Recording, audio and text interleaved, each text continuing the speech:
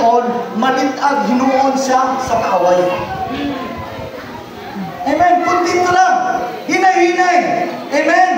O matod pa, slowly but surely. Hinay-hinay. The test of our patience is when things don't go as planned, or the result don't come as quickly as we envision.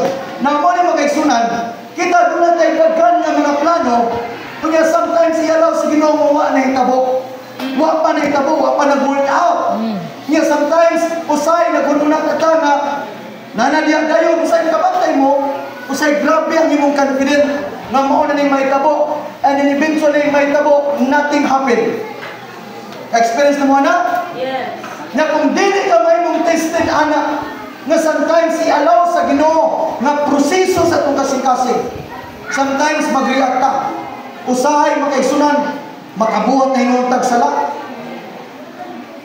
Nga naman, nagsugod na hinuntag bagulbol.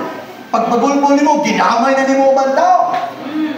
Pagdamay ni mo sa ubang tao, nagwaras na yung kasi mong balay. Damayan ni mo yung pamilya. Nga naman, kaya wala ka kapasensya. Kaya ano, na-doubt ka sa imong expectation. Naman the expectation. But as long as you understood the process of God, that sometimes God tests your hearts how to, overcome, how to manage your condition, how to manage your mind, as well as your action. Say with me, action. Action. Manage your action. Even in times of testing, you have to learn how to be patient by managing the way you act, the way you speak, and the way you think. Yes. Diha ang proseso.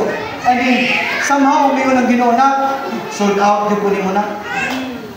Ganahan ko sa imong response. Amen? Amen. Ganahan ko na sa imong gibuhat. Exxon, many times experience na ko na. Anong masulti na po niya sa inyo? Proven and tested sa kinabuhi. And then I have seen how God works in amazing way. Parapakan natin. Amen. Be patient. Hallelujah. Two things define your patience. When you have nothing, your attitude determine when you have something. Yes. Unsa ka sa panahon nuway imo, o unsa ka ang imong kinaiya sa panahon nga naidaghan imo. Pastora, pasensya kayo kay di sa mi ka appeal ron diya pastora, di sa mi kasi pagkaron kay mao na. Ano man, kay posible naghatag ng dictation or naghatag schedule ang mga bahan na nimo, ang mga opportunity na nimo. Kapag ka, usay ang kwarta mo create of activities. Yes. Mo create sa another event to exclude the words of God. Instead unta nga mahimo na to ng ma-utilize na to, ma-use na to for the Lord's glory. Amen. But we have to be careful.